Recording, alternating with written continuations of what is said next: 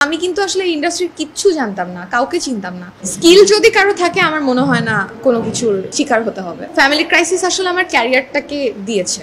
সিনেমার কলও পাচ্ছি, আমার যদি ওইরকম ক্যারেক্টার যদি আমার মনে হয় যে আমি ওটা করতে পারবো তাহলে আমি করবো। আমি ছোট থেকে আসলে বন্ধু মহলে অনেক প্রায়োরিটি পাইতাম, কারণ হচ্ছে যখনই আমি আড্ডা দিতাম আমি গ্র্যাব করে ফেলতে পারতাম। কোনো কারণ ছাড়াই আসলে আমি বিরতিটা হঠাৎ করে নিয়েছিলাম, কিন্তু পরে ফাইন্ড আউট করতে পারলাম যে আমার একটা ওয়েট লুজ জার্নি ছিল। সো আমি শুটিং করলে আসলে ওয়েট লুজ করাটা আমার জন্য টাফ ছিল। এরপরে আমি চরকির একটা বড় প্রজেক্ট পাই, গুলমোহর। সেটার জন্য আসলে আমার 6 থেকে 7 মাস ওখানে টাইম দিতে হয়েছে, যে কারণে ফিকশানে আসলে ব্যাক করা হয় নাই। আর আমি আসলে ভালো গল্প চাচ্ছিলাম, ভালো প্রোডাকশন চাচ্ছিলাম, সব কিছু মিলায় আর কি এখন টাইমিংটা ম্যাচ করেছে আমার জন্য। একদম ফ্রন্টে কাজ করার শুরুটা তো আসলে টিভিসি থেকে, এটা 2018 থেকেই করছি। প্রথম আমার টিভিসি ডিরেক্টর আদনান রাজীব ভাইয়া, তারপরে ওখান থেকে আমি রাজ ভাইয়ার সাথে আমার ফেসবুকে কানেক্টেড ছিলাম। তো রাজ ভাই আমাকে বললো যে আমি অ্যাক্টিং করতে চাই কিনা। তো আমার তখন তো আসলে স্টুডেন্ট, সো প্যাশনের জায়গা থেকে আমার মনে হলো যে সব কিছু একটু ট্রাই করা দরকার। তো রাজ ভাইয়ের সাথে আমি একটা ছোট প্রজেক্ট করি, মাসুদ রানার একটা শর্ট ফিল্ম, মানে ওদের অ্যাক্টিংয়ের জন্য। তো ওখানে রাজ ভাই আমার অ্যাক্টিং পছন্দ করে আমাকে আসলে সিরিয়ালের অফার করে, ফ্যামিলি ক্রাইসিস। তো ফ্যামিলি ক্রাইসিস করার পর থেকে আসলে আমাকে কখনো ব্যাক করতে হয় নাই। সো অ্যাক্টিংয়ের জন্য আমি রেগুলার কাজ করছি।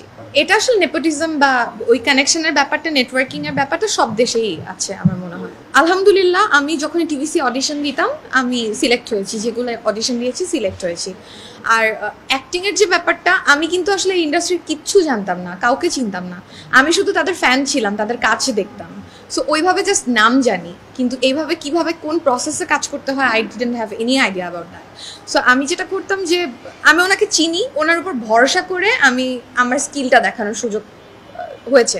আমাদের একটা সবারই একটা এইম থাকে যে আমি নায়িকা হব বা নায়ক হব বা লিড কাস্ট করব। এটার জন্য তো আসলে সবারই অনেক টাইমের দরকার।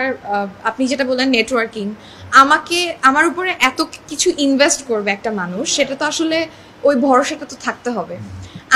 আমি ওই ভরসাটা অর্জন করেছি একটা দুইটা সিন করে। যে ওই যে বললাম যে মাসুদ রানাতে আমি যখন সিন করেছি তখন রাজ ভাইয়ের মনে হয়েছে আমি অ্যাক্টিংটা করতে পারবো, সেই ভরসা থেকে উনি আমাকে একটা ক্যারেক্টার দিয়েছে।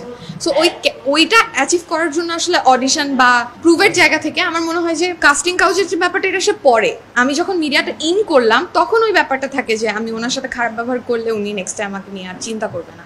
বা শুটিংয়ে আমি যদি কাউকে প্যারা দিই, সেই জায়গা থেকে উনি চিন্তা করবে যে এ অনেক প্রেশার ক্রিয়েট করে, এর সাথে আমি কাজ করবো না। বাট স্কিল যদি কারো থাকে আমার মনে হয় না কোনো কিছুর শিকার হতে হবে। আমি আসলে বিষয়টাকে এভাবে দেখি না। আমি গুলমোহরও যখন করেছি, আমার আসলে ওই টিমের সাথে কোনো ধরনের কখনোই কোনো কানেকশন ছিল না, আমি ওদের কাজও করিনি। আমি অডিশন দিয়েই সিলেক্ট হয়েছি।